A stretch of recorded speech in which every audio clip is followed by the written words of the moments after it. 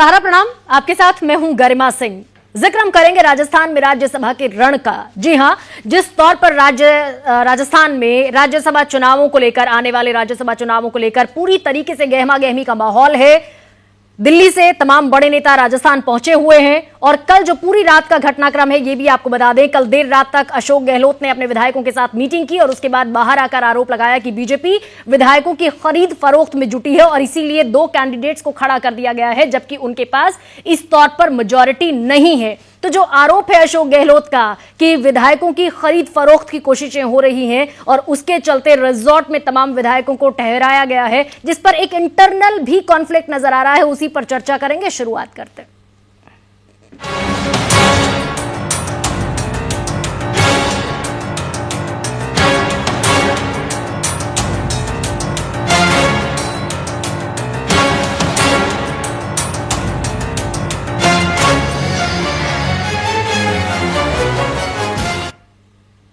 तो स्थितियां काफी गर्म इस समय राजस्थान में बनी हुई हैं। टेम्परेचर तो बढ़ा हुआ है, तापमान बढ़ा हुआ है, लेकिन सियासी तापमान जो है वो भी अभी काफी ज्यादा नजर आ रहा है।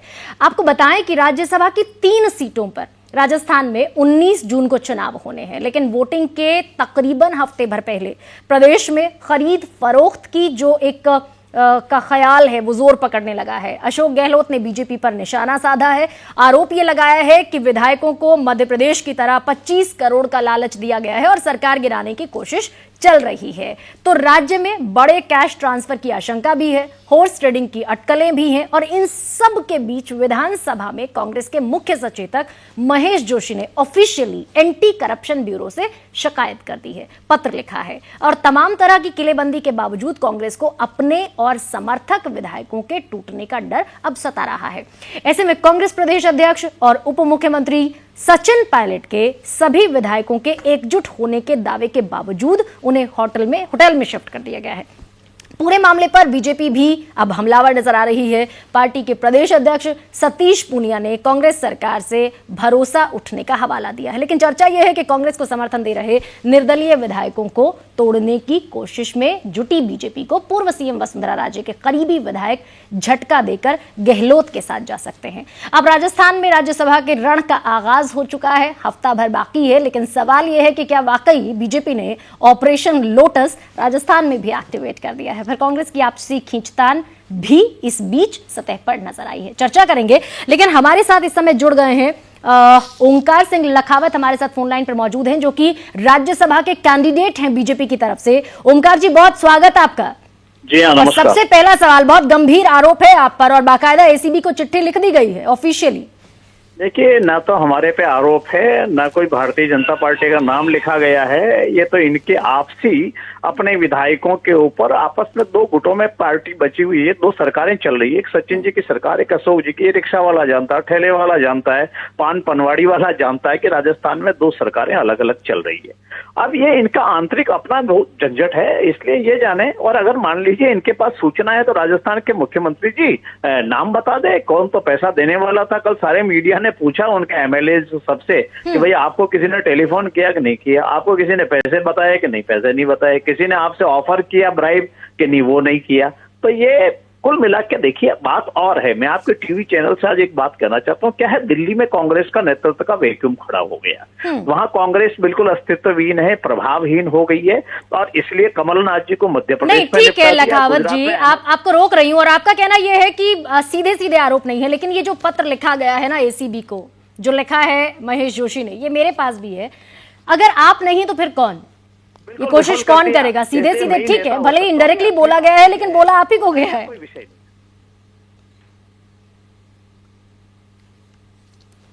हेलो जी, लखावत जी, सुन रहे हैं आवाज मेरी आप? हाँ, मेरा, हाँ जी। तो इसलिए मेरा ये कहना है कि कोई नहीं है और फिर भी कुल मिलाकर एससीबी की रिपोर्ट जो की गई है उसके कारण से ये जो निर्दलीय विधायक हैं और जो अलग अलग बसपा वाले हैं या और पार्टी से आए हुए लोग हैं, उनको ये डराने का काम कर रहे हैं। लेकिन एक सवाल तो फिर भी बनता है ना लखावत जी, मेजॉरिटी नहीं है, फिर 2 कैंडिडेट्स खड़े करने का औचित्य क्या है?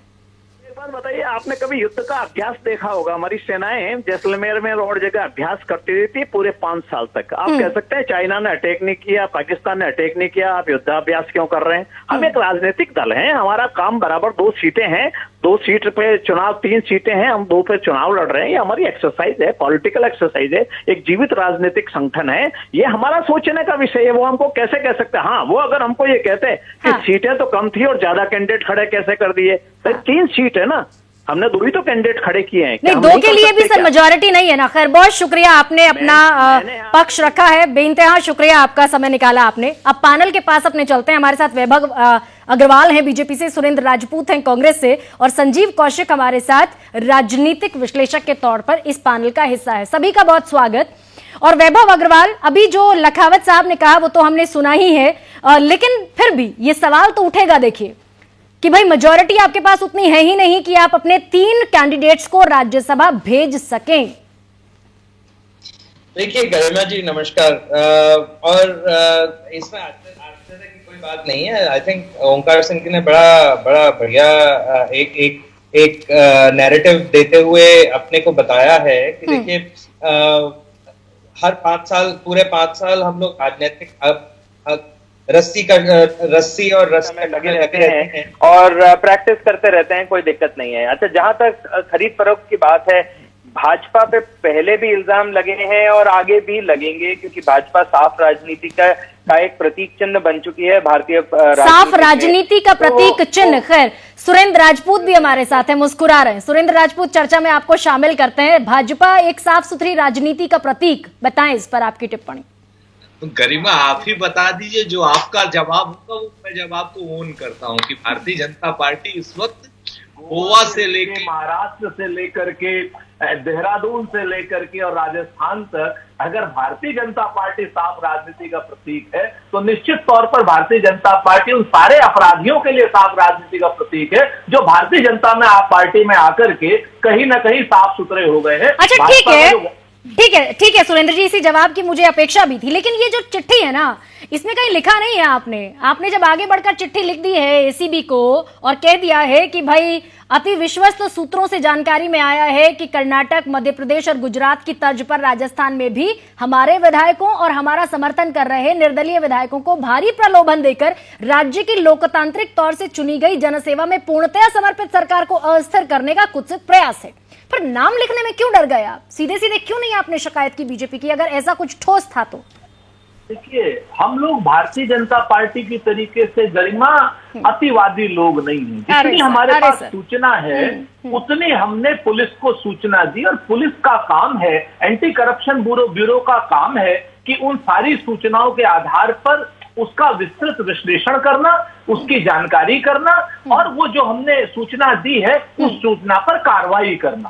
अब कार्रवाई करने के बाद जो नाम सामने आएंगे, एसीबी नाम देगी। हम लोग कोई जांच की अथॉरिटी नहीं है, जांच की अथॉरिटी वही है। वो लोग जो नाम सामने देंगे वो वैभव जी के भी सामने रखे जाएंगे। अरे भाई, मेरे घर में कोई चोरी कर रहा, अब मेरे घर में कोई चोरी करने वाला है, मुझे बहुत विश्वस्त सूत्रों से ये पता है कि कौन चोरी करने वाला है, तो पुलिस स्टेशन में जाकर मैं बताऊंगी ना। पुलिस मुझसे पूछेगी किस पर शुबा है, किस पर शंका है, तो बताऊंगी ना कि भाई उस पर शंका है। हाँ बिल्कुल, आप क्या ये कह सकती हैं, आप अपने घर में चोरी की आशंका जाहिर कर सकती हैं, लेकिन कौन चोरी करेगा, किस रूप में आएगा, वो भूत के रूप में आएगा, काला कपड़ा पहने होगा, एक्स आदमी आएगा, या उसका चेला आएगा, या उसके चेले का चेला आएगा, या कोई अपराधी आएगा, ये तो आप नहीं जान सकते ना। अगर आप इतनी ही बड़ी अपराधी होती तो आपके घर में कोई चोरी करने की हिम्मत क्यों करता? आप तो सीधी सादी हैं, आप तो लोकतांत्रिक व्यवस्था में भरोसा रखने वाली हैं। तो आप चलिए ठीक है सुरेंद्र जी, लेकिन उसके बावजूद राजस्थान में मेन 2 पॉलिटिकल पार्टीज है ना, ये तो सब जानते हैं। तो आपकी सरकार को अस्थिर करने का प्रयास कोई सीपीआईएम तो करेगा नहीं, आरएलपी तो करेगा नहीं, फिर कौन करेगा? तो क्यों ये देखिए, ये बिल्कुल क्लियर है। भारतीय जनता पार्टी के लोग हैं, लेकिन भारतीय जनता पार्टी में कोई एक आदमी थोड़ी है। भारतीय जनता पार्टी तो कहीं ना कहीं क्या नाम, चाहे वो राजनीतिक अपराधी हो और चाहे वो आर्थिक अपराधी हो, इन लोगों का एक समूह है पूरे देश में, कश्मीर से लेकर कन्याकुमारी तक भारतीय जनता पार्टी में अपराधियों की भरमार है, तो कोई भी अपराधी आ सकता है। वैभव, वैभव अग्रवाल, आर्थिक और सियासी अपराधी आपको घोषित किया जा रहा है। चलिए गरिमा जी, बदनामी तो कर रहे हैं राजपूत साहब, कोई बात नहीं, मित्र हैं, बदनामी में भी नाम हुआ, चलो इसी बहाने बाकी जो एमएलए हैं राजस्थान के उनको भी पता चल जाएगा कि कांग्रेस केवल और केवल छींटाकशी का काम करती है, लेकिन यदि उनसे कागज मांगे जाए तो बोलते हैं कागज नहीं है। तो देखिए ऐसा है कि राजस्थान सरकार, मैं पिछले 3 महीने से इसको बड़ा नोटिस कर रहा हूं और उनके पास किसी भी प्रकार के कागज नहीं है। आपके हाथ में जो रिपोर्ट है उस कागज से लेकर और अब इसको पीछे की तरफ अगर चलते जाएं तो ये इन्होंने पूरा राजस्थान प्रदेश आज की तारीख में सील बंद कर दिया है। तो राजस्थान प्रदेश के प्रदेश निवासियों के कागज भी मानने से मना कर रहे हैं क्योंकि बॉर्डर सील कर दिए हैं। अब जो बाहर से लोग आ रहे हैं वो अंदर कैसे जाएं और जो अंदर के लोग बाहर जा रहे हैं वो बाहर कैसे जाएं, उसकी भी कोई पॉलिसी नहीं है। कोविड के मामले प्रदेश पूरे देश में नंबर 2 पे है, राजस्थान प्रदेश, दिल्ली और फिर राजस्थान और फिर बाकी प्रदेश और महाराष्ट्र, वहां भी कांग्रेस है, तो वहां से कहीं से भाग नहीं सकते। तो अब देखिए जो फेलियर है वो राज्य सरकार का इतना बड़ा फेलियर है कि अशोक गहलोत प्रदेश के मुखिया होते हुए भी इस पूरे कोविड मसले में जनता का प्रोटेक्शन करने की बजाय एक दिल्ली हाईवे पे पूरी फौज के साथ वहां पे होटल में खाना खा रहे हैं, 2 मीटर की दूरी बनाने की जगह सबके साथ। अच्छा, एक पॉइंटेड सवाल मैं आपसे पूछती हूँ वैभव अग्रवाल, अभी हफ्ते भर का वक्त बाकी है, 19 जून को वोटिंग होनी है। आप बताएं कि क्या आपकी तरफ से आप एश्योर करते हैं तमाम लोगों को कि ऐसा कोई प्रयास इस हफ्ते भर में नहीं होगा? मैं आपको आपके चैनल से और आप ही के प्रोग्राम पे, प्राइम टाइम है हिंदी का, हम अभी इस समय आपके साथ हैं और मैं ये बोल रहा हूं कि भाजपा, यदि इसकी पूरी फुल फॉर्म नहीं पता है किसी भी दर्शक को, भारतीय जनता पार्टी प्रधानमंत्री मोदी के नेतृत्व में केंद्र से लेकर किसी भी प्रदेश सरकार में ना तो कभी खरीद फरोख्त का हिस्सा पाई गई है, ना हमने कभी इस तरह की प्लानिंग करी। ठीक है, खरीद फरोख्त का हिस्सा आप कभी नहीं रहे। ठीक है सुरेंद्र जी, बहुत संक्षेप में चाहती हूं, उसके बाद हमारे साथ संजीव कौशिक भी हैं, बहुत संक्षेप में, खरीद फरोख्त का हिस्सा आप कभी नहीं रहे। बिल्कुल सही कह रहे हैं कि भारतीय जनता पार्टी की कभी भी खरीद फरोख्त, भारतीय जनता पार्टी के जो अपराधी तत्व हैं, जो आर्थिक और सामाजिक अपराधी हैं, वो इस खरीद फरोख्त का हिस्सा रहे, चाहे वो मध्य प्रदेश की सरकार हो, चाहे कर्नाटक की सरकार। कौन है वो आप नाम ले पाए अगर तो बताएं, कौन है वो आर्थिक और सियासी अपराधी? क्योंकि कागज नहीं दिखाऊंगा। किसी को मोटा भाई कहा जाता है, किसी को छोटा भाई कहा जाता है। गुजराती में मोटा भाई बड़े भाई को बोलते हैं और अमित भाई को छोटा भाई बोलते हैं क्योंकि उनको बड़े भाई का दर्जा दिया जाता है। टेप सुन लीजिए गरिमा जी, वो अपने आप बता दिया है उन्होंने कि किसने उनको कहा था सरकार गिराने के लिए। उन्होंने स्पष्ट कहा है कि केंद्रीय नेतृत्व ने कहा था हमें मध्य प्रदेश की सरकार को गिराने के लिए, अगर तुलसी सिलावट और ज्योतिरादित्य सिंधिया हम अपनी तरफ नहीं लेते तो सरकार गिरा पाते क्या? ठीक है, बताइए ना। तो ये अपराधी तो ये लोग बताएंगे ना। मैंने कहा मोटा भाई, छोटा भाई, बहुत सारे भाई हैं इनके यहाँ। ठीक है, यानी कि आपने भी इतिहास से सबक लिया है और सबों को रिजॉर्ट में पहुंचा दिया है। भले ही सचिन पायलट के करीबी आदमी कह रहे हैं, विधायक कह रहे हैं कि आवश्यकता थी नहीं, हम लोग एकजुट हैं, लेकिन उसके बावजूद एहतियातन आपने सबों को रिजॉर्ट में पहुंचा दिया। संजीव कौशिक हमारे साथ हैं। संजीव जी, आपसे मेरा प्रश्न ये है कि इस पूरी स्थिति को कैसे आप इसका कैसे एनालिसिस करेंगे, कैसे विश्लेषण करेंगे, और कांग्रेस ने क्या ये एक भय में उठाया गया कदम है कांग्रेस का कि सबों को रिजॉर्ट में पहुंचा दिया? और बीजेपी के बाबत आपकी टिप्पणी क्या है? देखिए गरिमा, आज के इस वक्त में राजनीति में सुचिता नामक जो शब्द है वो काफ़ी निरी हो गई है। इसको इस पर से निकाल दे तो ज़्यादा बेहतर, वो काफ़ी निरी हो गई है। दूसरी चीज़ कि जिस तरह की राजनीति चल रही है, अभी आपने पूछा कि कांग्रेस पार्टी ने यदि ऐसा कोई आरोप लगाया है तो क्या उस आरोप में सीधे डायरेक्ट किसी पार्टी या किसी व्यक्ति के बारे में इस तरह का आरोप है? राजनीति में इस तरह से आरोप नहीं लगाए जाते हैं, ऐसे ही आरोप लगाए जाते हैं, अंदेशा और अंदेशाओं की बात होती है। लेकिन पिछले विगत कुछ महीनों और वर्षों में जिस तरह की राजनीति भारतीय जनता पार्टी ने की है या भारत में जिस तरह की राजनीति हुई है, क्या इससे कोई इनकार कर सकता है कि खरीद फरोख्त की राजनीति रहती है? आखिर ये कौन से लोग होते हैं जो अचानक इस तरह के चुनाव के वक्त एक्टिव हो जाते हैं? उनका हृदय परिवर्तन क्यों होने लगता है? क्या इससे पहले ऐसा नहीं हुआ है? तो ये तमाम तरह की जो बातें हैं वो इशारा करती हैं कि ऐन मौके पर जिस तरह की बातें होती हैं, भले कोई स्वीकार नहीं करे और कोई पार्टी स्वीकार करेगी। अच्छा, ये मेरा जो प्रश्न है संजीव कौशिक, इस पर मैं आपसे भी एक टिप्पणी चाहती हूँ। मेरा जो प्रश्न है कि 2 कैंडिडेट्स खड़े करना, जबकि उतना बहुमत है ही नहीं, उतने विधायक है ही नहीं बीजेपी के पास? ये भी क्या इसी स्ट्रैटेजी का हिस्सा है क्या कि आने वाले समय में अगर संभव हुआ तो लोगों को तोड़कर फिर हम जी नहीं, निश्चित तौर पे इसका वो सटीक वही जवाब भारतीय जनता पार्टी के जो प्रवक्ता यहाँ बैठे हुए हैं वैभव भाई, वही सटीक जवाब नहीं दे पाएंगे कि आखिर ये कौन सी गणित के आधार पे, ऐसा कुछ तो गणित होगा दिमाग में। हाँ। कौन से गणित के आधार पे आपने दो कैंडिडेट, हाँ, मैं बिल्कुल स्पष्ट कोई जवाब नहीं दे पाएंगे। नहीं, मैं दूंगा जवाब, दूंगा। कहीं ना कहीं खाने कुछ न कुछ चलने की बात होती है और ऐसा होता है। मैंने फिर कहा कि ऐसा होता है, ये कोई नई बात नहीं है, इसमें गुनहगार कोई एक ही नहीं है। यदि बिकने वाले बिकाऊ है तभी तो खरीदार भी है और खरीदारी भी कर रहा है वो, तो दोनों तरह की बातें होती हैं। लेकिन ऐसा हो रहा है, ये शुचिता की बात जो हो रही है कि ये सरकार, पिछली सरकारें, हम नए तरीके की राजनीति, नई बातें, नया दिशा में ले जाने की बात, देश को नया दिशा, और ये सब तमाम बातें जो थी वो बिल्कुल दरकिनार रख देने की जरूरत है और राजनीति वैसे ही चलती चली आ रही है जो पहले थी। अच्छा, एक और सवाल संजीव कौशिक मेरा आपसे कि ये जरूर बीजेपी को एक तौर पर कटघरे में खड़ा किया जा रहा है कि खरीद फरोख्त अब शुरू होने वाली है, हॉर्स ट्रेडिंग का आरोप बीजेपी पर है, बाकायदा कह दिया गया है कि भाई पैसे भी ऑफर किए गए हैं इसके लिए, जो कि हमने पिछले दिनों राजनीति में देखा भी है। लेकिन क्या जो कांग्रेस के भीतर की एक इंटरनल पॉलिटिक्स भी चल रही है, दो चेहरे हैं कांग्रेस के प्रदेश में और उनके बीच जिस तरह की खींचतान देखने को मिलती है, क्या ये भी एक वजह है क्या? इससे कैसे कोई इनकार करेगा? भीतर में कहीं ना कहीं भीतर खाने में भी इस तरह की बात चलती है, तभी ये दो खेमों में बंटने की बातें होती हैं।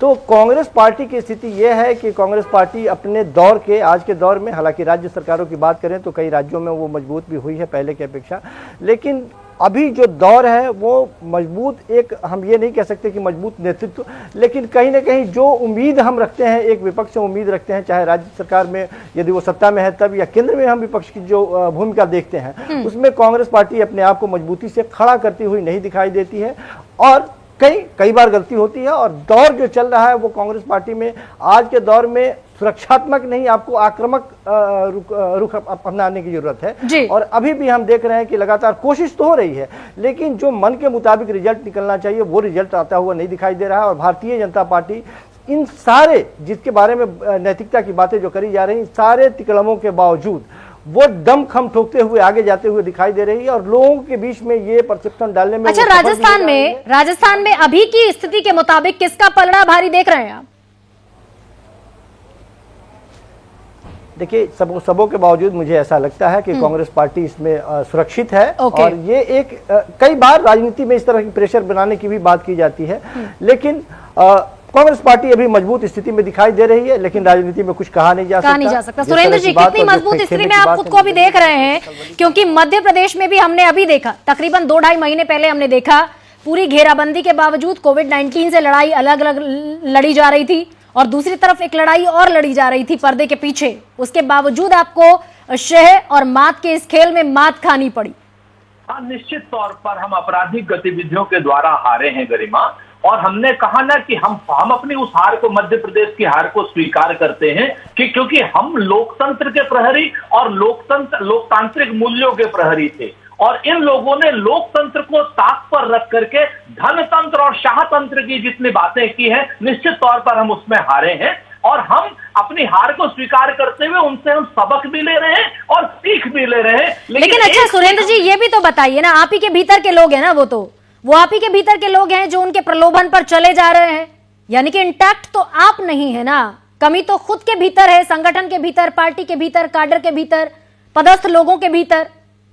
मैं सहमत हूं गरिमा आपसे। देखिए, सच्चाई ये है कि एक बात से मैं सहमत हूं भारतीय जनता पार्टी की कि जब क्या नाम बाजार में कोई बिकने वाला होगा तभी कोई खरीदार होता है। अब आप हमें ये बता दीजिए, अगर ज्योतिरादित्य सिंधिया बिक जाते हैं तो हम क्या कर सकते हैं? आप समझिए ना मेरी बात को। अगर ज्योतिरादित्य सिंधिया स्वयं में बिक जाते हैं तो उसमें हम क्या कर सकते हैं? हमारे कौन कैसे रोक सकते हैं? जब आदमी अपने क्षुद्र और बहुत छोटे राजनीतिक स्वार्थ के लिए वो वहां से चला जाता है और अपने आप को विभीषण भी कहलवाता है। इस पर सुरेंद्र जी, अगर इस पर हम टिप्पणी करेंगे तो चर्चा थोड़ी सी डीरेल हो जाएगी। वो राहुल गांधी से मिलने का वक्त मांगेंगे, राहुल गांधी मिलने का वक्त नहीं देंगे। वो मध्य प्रदेश पर पूछा। हाँ। इसलिए मैंने आपको नहीं, जवाब देखिए- दिया। मैं विषयांतर में नहीं करना चाहता। ठीक है। यहाँ पर आदरणीय वैभव अग्रवाल जी भी बैठे हैं, आप जैसे सम्मानित प्रस्तोता है, तो मैं विषयांतर कतई नहीं करना चाहता, लेकिन आपने चूंकि पर्टिकुलर सवाल पूछा था तो मैंने पर्टिकुलर जवाब दिया।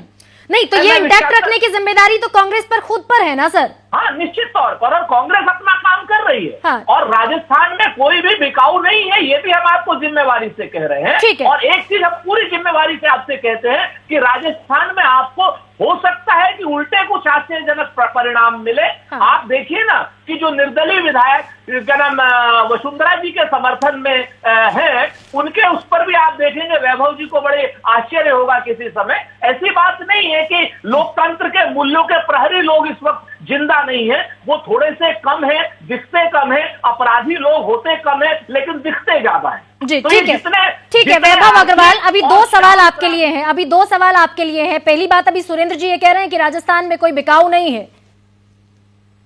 बड़ा अच्छा लगा सुन के। और सुरेंद्र जी क्योंकि उत्तर प्रदेश से रखते हैं, वाकफियत रखते हैं और राजपूत भी हैं, तो राजस्थान से जाहिर सी बात है कि इनका बहुत लगाव भी होगा, लेकिन राजस्थान की राजनीति मेरे से ज्यादा नहीं जानते होंगे।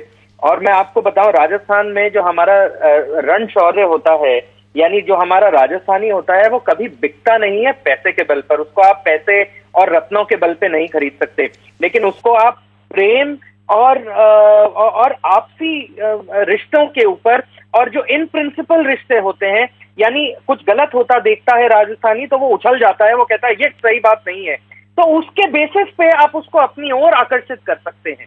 आप उसको खरीद नहीं सकते, उसके ईमान को डगमगा नहीं सकते। तो राजस्थानी विधायकों का बिकना, उनके साथ खरीद फरोख्त होना, ये तो यहाँ हमारी बात बिल्कुल साफ हो गई कि महेश जोशी ने जो सचेतक के रूप में लेटर लिखी है एसीबी को, वो तो झूठी साबित हो गई एकदम। तो ये तो बात बिल्कुल क्लियर है। और इस पे से नहीं, सिर्फ वो लेटर नहीं है ना, आपने बाइट जरूर सुनी होंगी, आपने वो बयान सुने होंगे, अशोक गहलोत के भी सुने होंगे आपने बयान की। बाकायदा उन्होंने आरोप लगाया है भाई, सिर्फ इस लेटर की, सिर्फ इस चिट्ठी की बात नहीं है।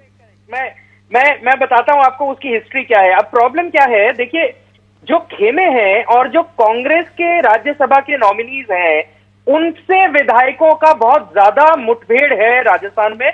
आपके रिपोर्टर ऑन ग्राउंड हैं, आप खुद पता कर लीजिए कि इस इलेक्शन में ये राजेंद्र गहलोत, जो गहलोत हैं, और दूसरे ओंकार लेखावत हैं जो राजपूत हैं, उनके बीच में, और जो कांग्रेस के नॉमिनी हैं जो कि राहुल गांधी की ओर से आए हैं, अशोक गहलोत की ओर से नहीं आए। देखिए, राजस्थान की राजनीति में सचिन पायलट नए बच्चे हैं।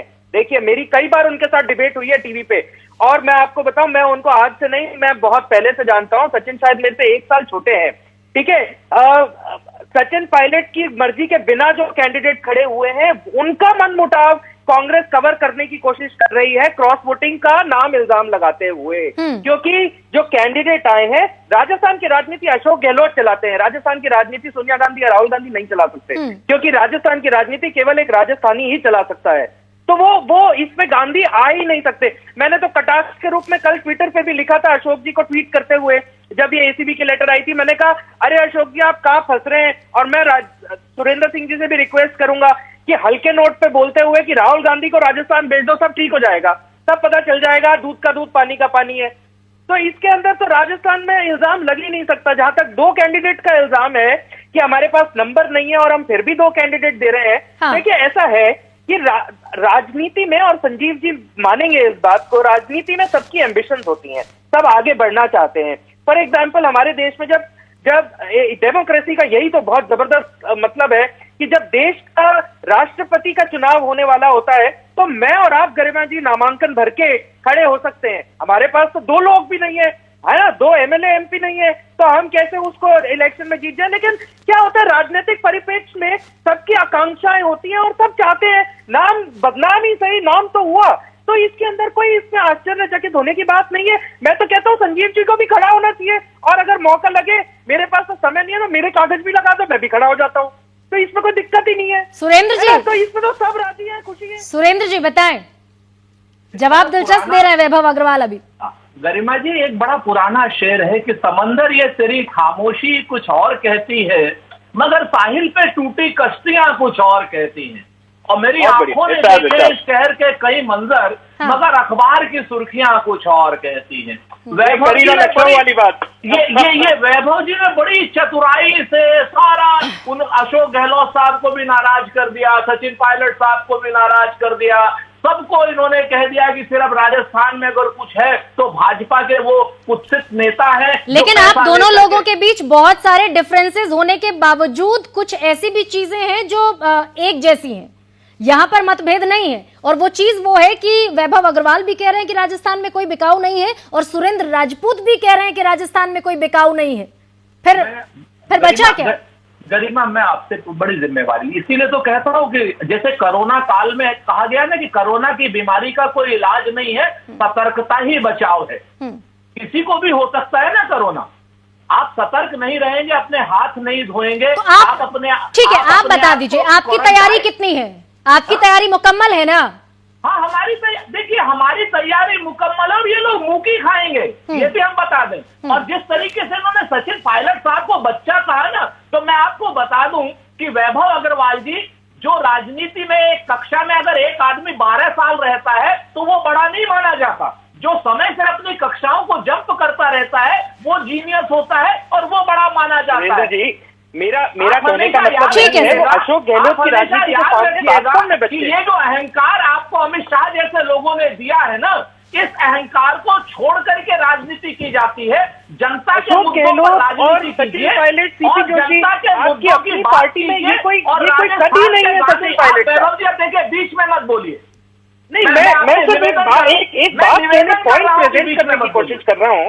आप परिप्रेक्ष्य उसका देखिए, परिप्रेक्ष्य नहीं पकड़िए राजस्थान की राजनीति का, तो हमें समझ आएगा। चलिए ठीक है, वैभव अग्रवाल और सुरेंद्र राजपूत, आप दोनों ने ये तो कम से कम माना है कि राजस्थान में कोई बिकाऊ नहीं है, तो दोनों के लिए स्थितियां इस समय पर मुफीद हैं। महेंद्र सैनी मेरे साथ, मेरे सहयोगी इस समय राजस्थान से, जयपुर से मौजूद हैं। महेंद्र, ग्राउंड रियलिटी क्या देख रहे हैं आप? बहुत संक्षेप में आपसे जवाब चाहें।